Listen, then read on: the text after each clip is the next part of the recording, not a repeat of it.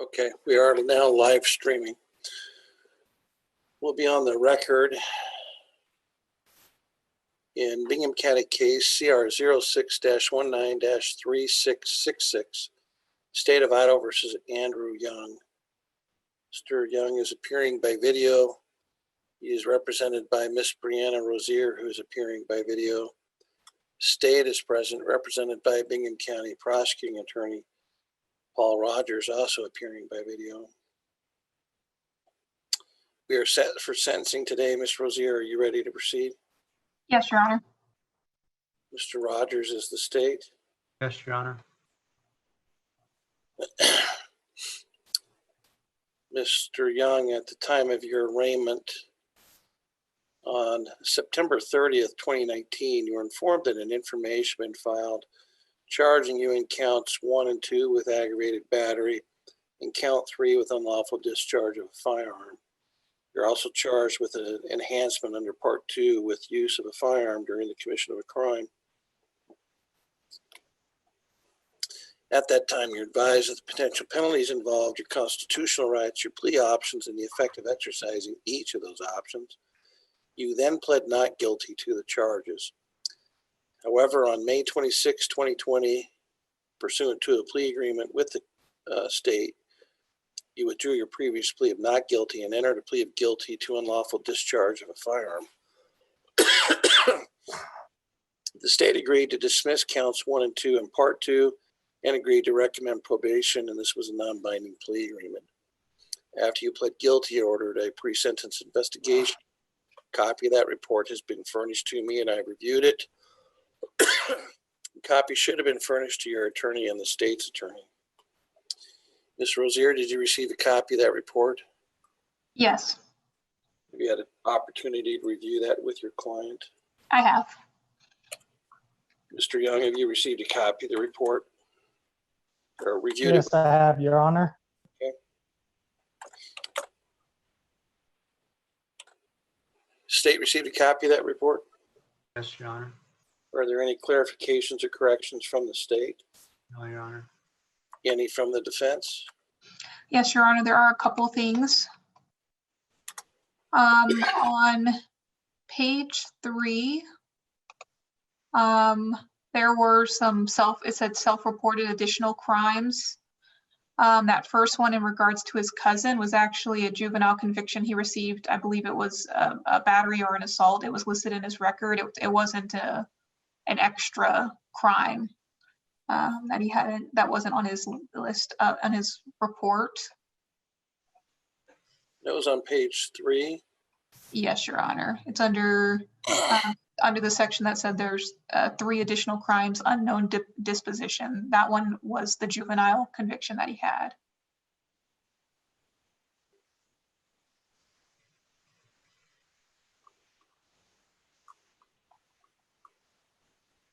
I'm not sure I'm seeing where you're looking. Okay. Under the criminal history portion. Right. The second bullet point says there's self-reported 3 additional crimes with unknown official dispositions. Okay. That first one with his cousin there was a disposition. That was that juvenile, the juvenile assault that he had in 2001.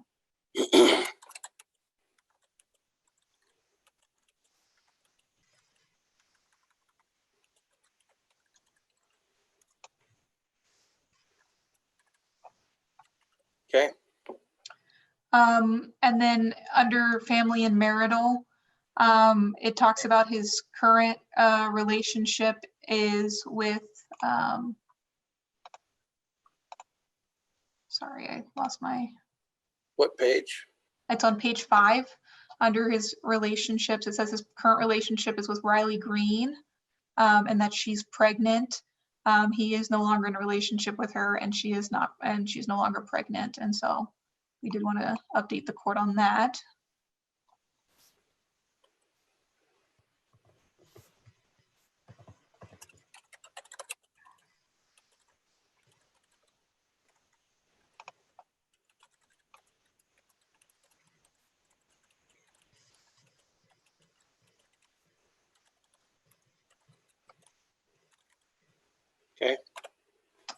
On page 7, under education and employment, Mr. Young disputes the statements made that he abused his Adderall.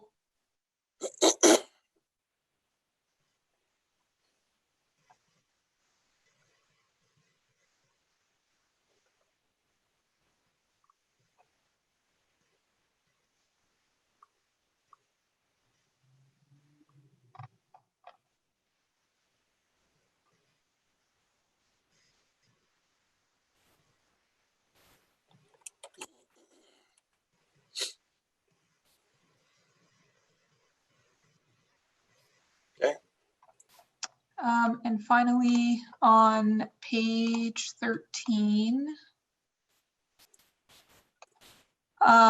there is on the second and third, or the first and second full paragraphs there, it discuss an incident in Utah. A lot of that came from so the first paragraph talks about a report that Miss Austin got from the jail tech, who got that from another officer, and if the court thinks that that's reliable information, then it's welcome to consider it. However, I think that second paragraph is very far from the original source, while the second paragraph seems to be a better summary of that incident, since she spoke directly with the deputy. Okay.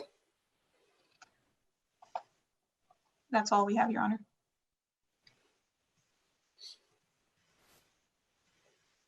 Any objection to this court relying upon the contents of the report and fashioning a sentence, Ms. Rozier? No, Your Honor. Mr. Rogers? No, Your Honor.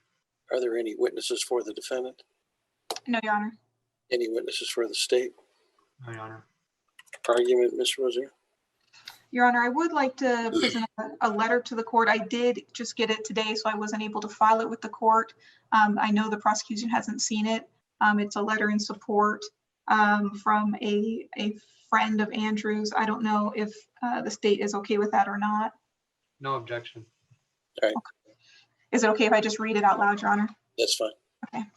Honorable Judge Simpson, in regards to Andrew Young sentencing, I am writing in his support.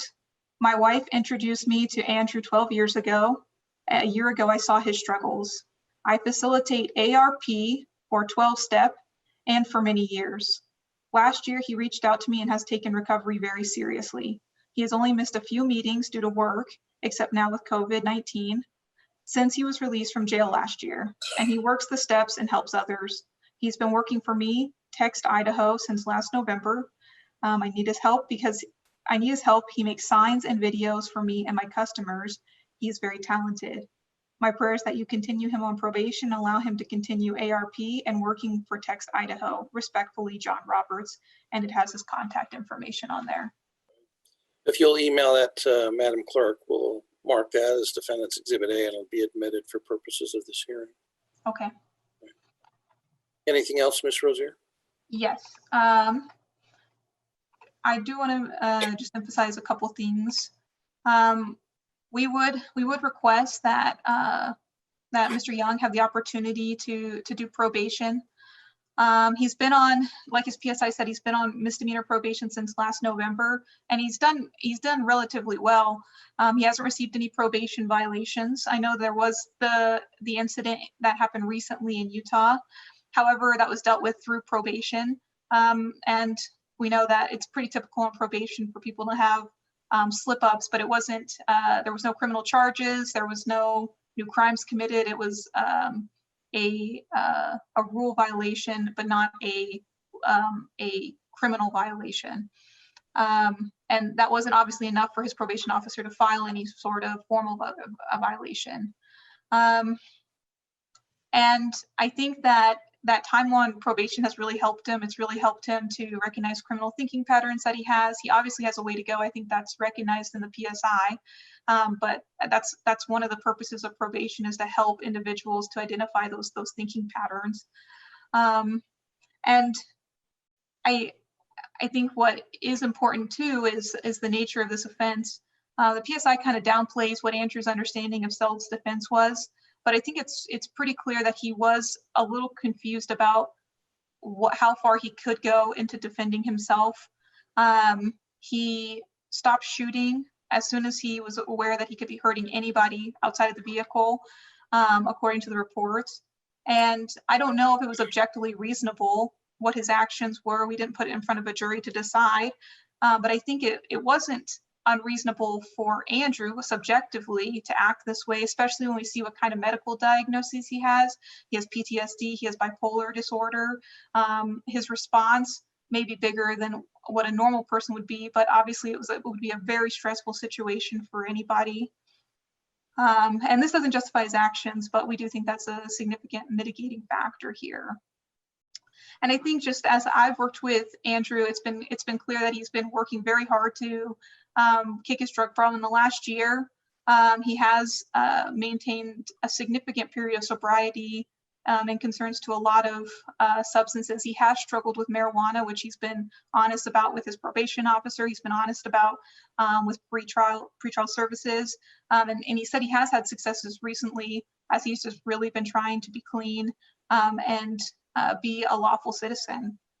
He does face mental blocks. He's expressed to me that he doesn't seem to have too much trouble getting jobs, but he really struggles to keep them. And a lot of that is mental health problems that he has, addiction problems that he has, and other mental blocks that he faces. And he recognized that, and he has recognized that for some time. And since last year, he's on his own choice, has been going to therapy. That wasn't something that was assigned to him or court ordered. He just decided to do that on his own because he wanted to improve in those areas. And I think he has been improving. He did recently get employment at Snake River Asphalt. He said he really enjoys that job and he's doing well at it. And he completed a parenting class that's going to hopefully get him one step closer to being able to see his kids. He's taking a lot of positive steps in his life. And I think this incident really kind of opened his eyes of his own mortality, of understanding that if he keeps on the path that he's going to get himself into bigger and bigger trouble. And I think what's really impressive about him generally, he's a really engaged person. He's been engaged as we worked on this case together. And he's been engaged with the probation he currently is. He makes regular contact with his probation officer. He's engaged in treatment that, like I said, he chose to do on his own. And a lot of the choices that he's made in the past have just been because he just didn't care about what happened to him. And I think that's really just changed in the last year. So I think in the position he is in right now, he is in a really good position to be engaged in community supervision. If he does need more intensive treatment, I think he can get that in the community. And I don't think he's a danger at all to the community. The situation was very unusual that he ended up in. And even if he ended up in this exact same situation, I've talked to him, the police talked to him. I think he understands now what's an appropriate reaction. He has a much better understanding of self-defense laws and how to stay within them. And he is, he's been sober and clean, and like I said, from most substances for quite some time, and recently from even marijuana. And so I think that he's not a danger to the community, and that community supervision can just help him to get the skills he needs to be a productive member of society, get the treatment he needs to be successful and to do well in the future like he would like to do. So that would be our request, Your Honor. All right. State's recommendation. Thank you, Your Honor. This was a pretty unique case that even rivals the best of the hypotheticals of law school that we had to deal with, Your Honor. It was pretty hard to kind of understand where to draw a line in this case. Not to sound too much of like a defense attorney for Mr. Young, but Mr. Young woke up with an intruder in his home and a gun pointed in his face. And the reaction was he disarmed the intruder, and it was just a matter of running after the intruder. We are lucky, I believe, that nothing more happened from the firing at a vehicle. There was an injury. And so we've dealt all day today with very violent cases of people entering into homes, and we kind of want to feel safe in our home. And this is kind of the other side of it, where Mr. Young was reacting to that. This came down for me. It came down to a deterrence for the community. I don't know.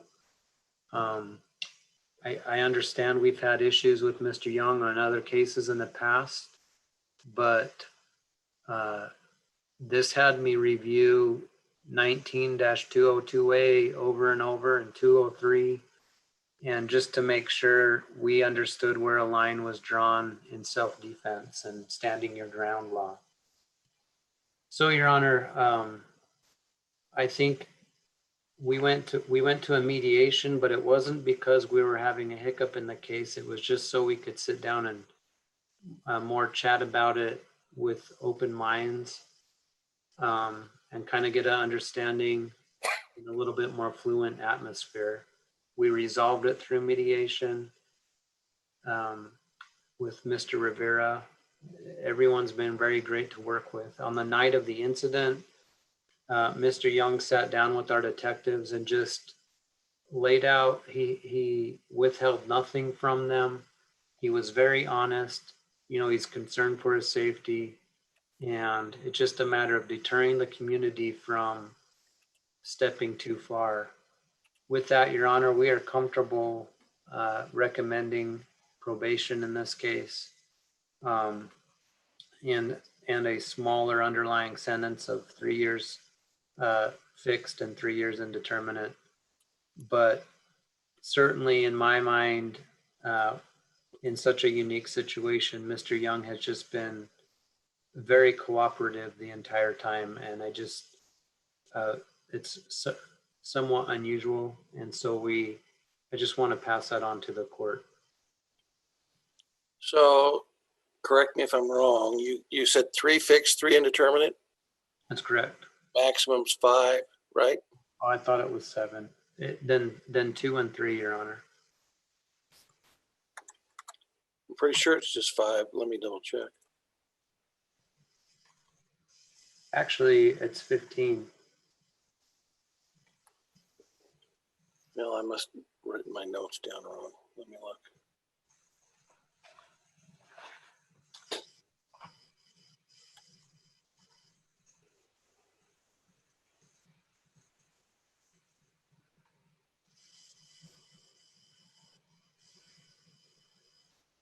That's because in our original complaint, Your Honor, we got it wrong, and we have filed an amended information, and it is 15 years. So we misled the court with that. Well, is what I need to do.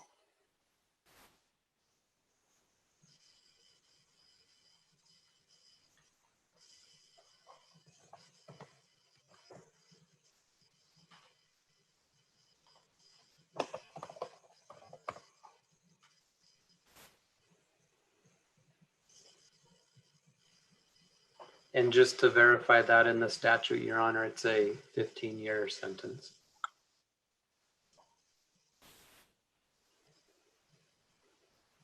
All right.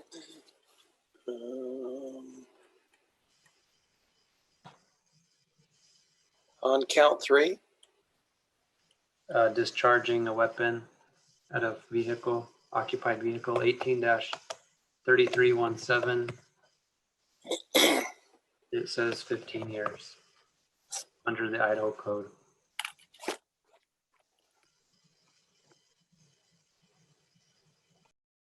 And that is my understanding and Mr. Young's understanding as well, Your Honor.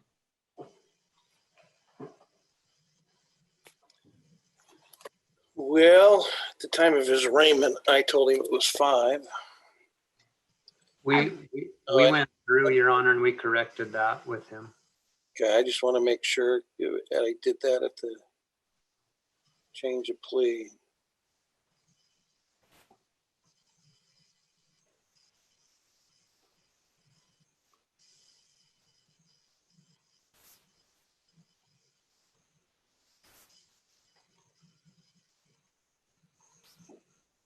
Additionally, Your Honor, in the plea agreement that he signed, it states it's punishable by 15 years.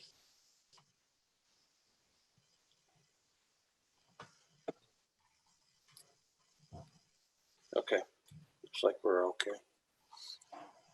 All right, so 3 and 3 then? Yes. Your Honor, I'm comfortable with 2 and 3 also.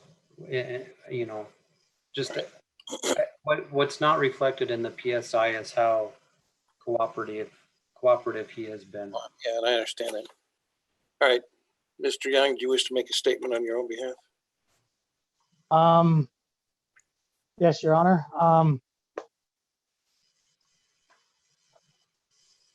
I'm really sorry that, the charges happened. I wish I knew more of the self-defense laws when the night that happened.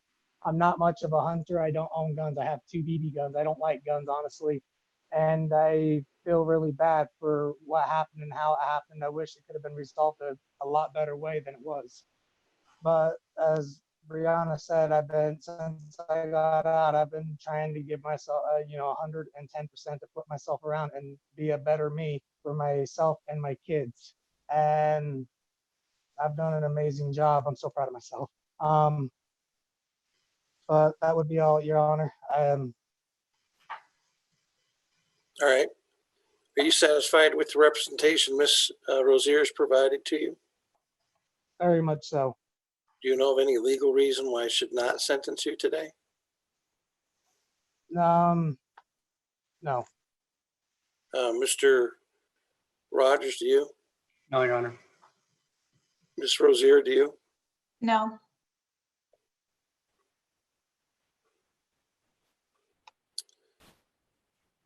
Mr. Young, based upon your plea of guilty to this judgment of the court, you are guilty of the crime of unlawful discharge of a firearm. When I sentence an individual, I consider the objectives of criminal punishment, which includes protection of society, deterrence, rehabilitation, and punishment, as well as the criteria under Article 1925-21 relative to the question of whether I should place you on probation or confine you to prison. I've considered all those factors in your case based upon the information contained in the pre-sentence report, the statements that you've made here today, as well as those of your attorney and the state's attorney. You're 32 years of age. This is your first felony conviction. Your LSI score is a 33. You're in need of level 2.1 intensive outpatient substance abuse treatment. There are serious mental illnesses that need to be addressed and treated, such as ADD, PTSD, major depression disorder, and bipolar. Pre-sentence report recommends retained jurisdiction.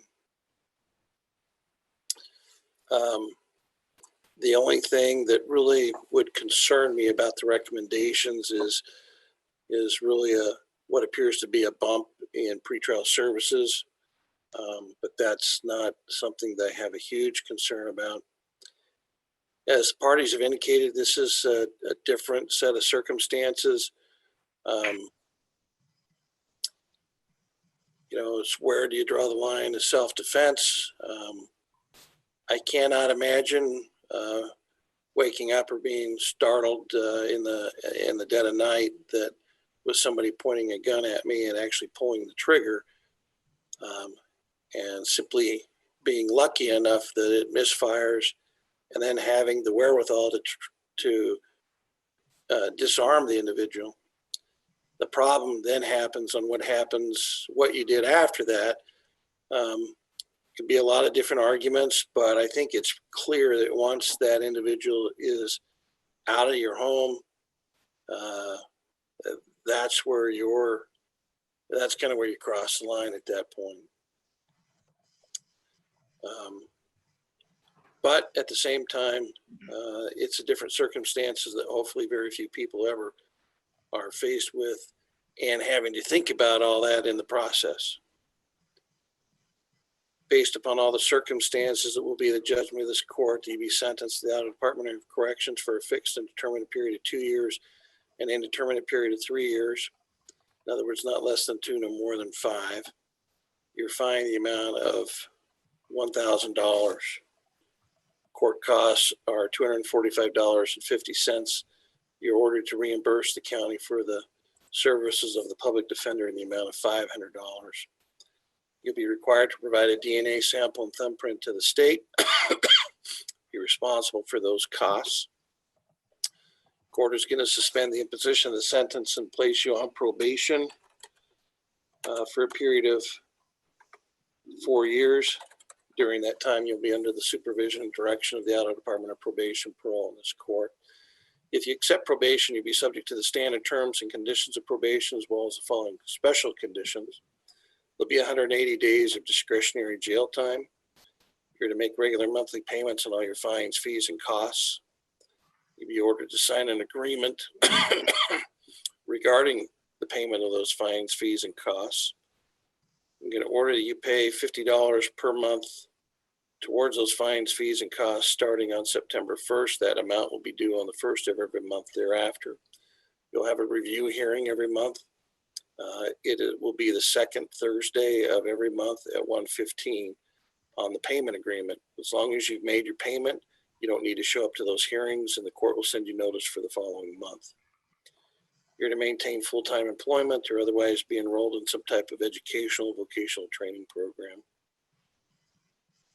I'm going to order that you perform 100 hours community service. That'll need to be completed within the next 12 months. Judgment will reflect any credit for time served that you've already done. You're not to use, possess, or consume any alcoholic beverages. You're not to use, possess, or consume any controlled substances unless they're prescribed by a licensed physician, and then you must only consume them as directed. You'll be subject to random testing for the use of drugs and alcohol. You'll waive your rights under the Idaho and United States Constitution regarding search of your person and your property. And you'll be required to sign an agreement of supervision with the Department of Correction. Mr. Young, are you still there? All right, you're muted. Yeah, for some reason, it booted me out for some reason, but I'm here. Did you hear everything I said? Besides the last like 15 seconds. Okay. You'll be required to sign an agreement of supervision with the department as well. Okay. Okay. All right. You understand the sentence then? I do, Your Honor. Do you have any questions? I do not, Your Honor.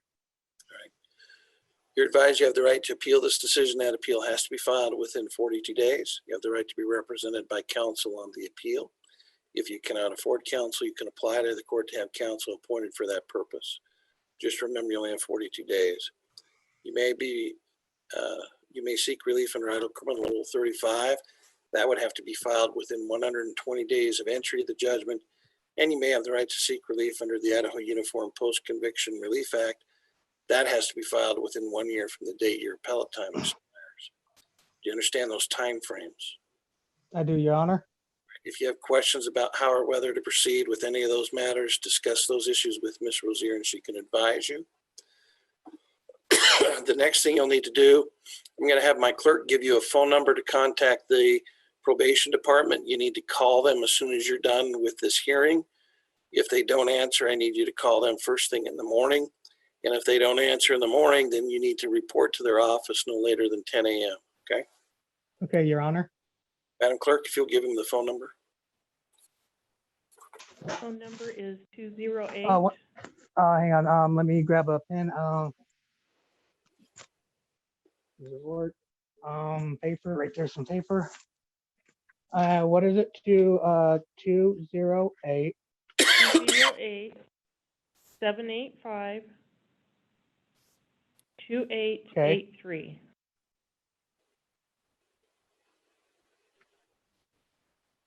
Okay, thank you. Okay. Anything else, Ms. Rozier? No, Your Honor. Mr. Rogers? Oh, okay. Mr. Rogers? No, Your Honor. Did you have something, Mr. Young? I do not, Your Honor. All right, your excuse, sir. Thank you. Thank you.